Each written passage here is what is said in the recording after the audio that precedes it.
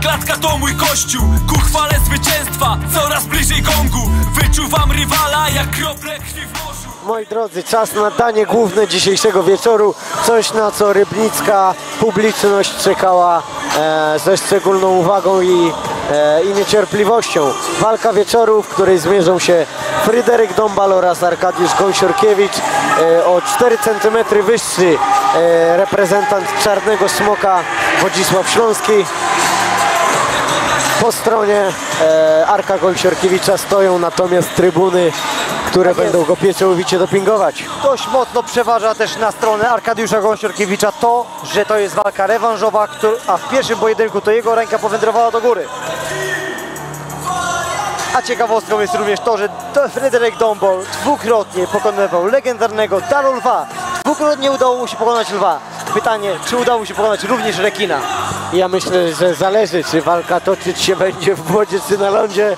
Ta będzie toczyć się na lądzie, aczkolwiek rekina nie spisywałbym na straty, bo w tym oceanie zwanym oktagonem już nieraz pokazał, że czuje się wyśmienicie. Znacznie większe doświadczenie po stronie Fryderyka Dąbala. 4 wygrane pojedynki, 6 przegranych na zawodowstwie.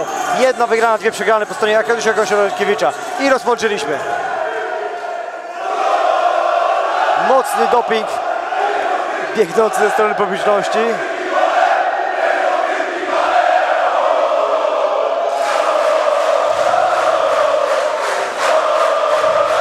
Fryderyk Dąbal rozpoczął kombinację 2 ciosów.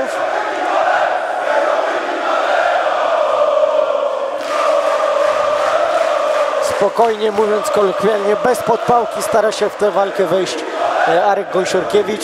Dużo tak zwanych fejków, próby oszukania rywala, wywołania w nim jakiejś reakcji, wybadania tejże reakcji. Bardzo ładna próba latającego kolana. Dominik Dąbal znalazł się w dość specyficznej pozycji, ale teraz próbuje wstać do góry Arkadiusz Gąsiorkiewicz, który znalazł się na dole.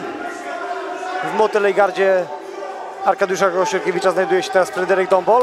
Uczepiony do jego bioder Fryderyk Dąbal.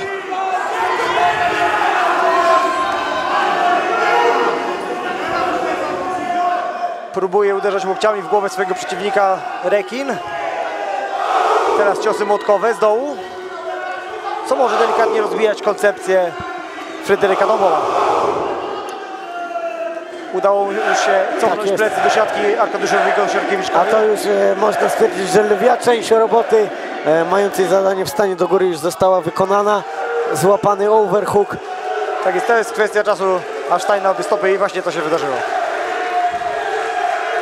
Ponowna próba sprowadzenia ze strony Fryderyka Dąbala.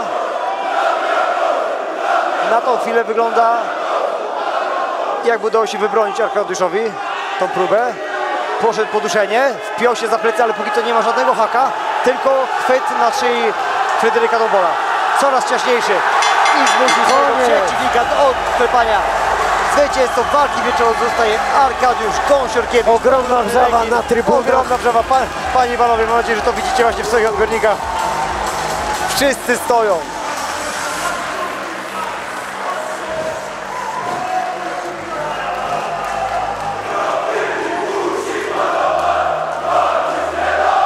Bardzo odważna próba duszenia ze strony rekina, ale okazało się sukcesem. Nie wpiął żadnego haka, pomimo to poszedł po duszenie i udało mu się.